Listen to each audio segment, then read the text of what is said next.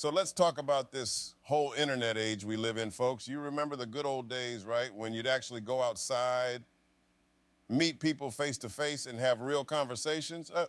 Now, you've got kids these days, they're born with an iPhone in one hand and a Starbucks latte in the other. I mean, seriously, folks, what happened to climbing trees and playing tag? Nowadays, kids are getting carpal tunnel before they even hit puberty. We got 8-year-olds clutching their wrists in pain, and we're like, oh no, what happened, buddy? Fall off your bike? And they're like, no, too much Fortnite. And then there's this whole dating scene in the 21st century. I mean, back in the day, you had to actually approach a woman, look her in the eyes, and risk getting slapped or drink thrown in your face.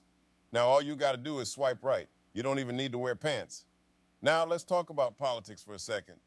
These politicians, man, there's something else. I mean, they're like the weather in Chicago. If you don't like them, just wait 5 minutes and they'll change.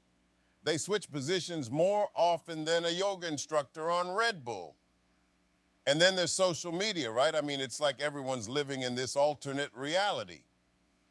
You've got folks posting pictures of themselves on vacation on some exotic beach sipping cocktails, but what they don't show you is the 2 hours they spent finding the right filter, the right angle, and the right caption.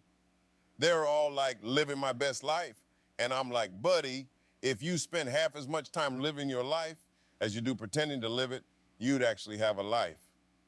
But hey, that's just the world we live in now, folks, where it's easier to pretend to be happy than to actually be happy, where you can be anyone you want to be as long as it's not yourself.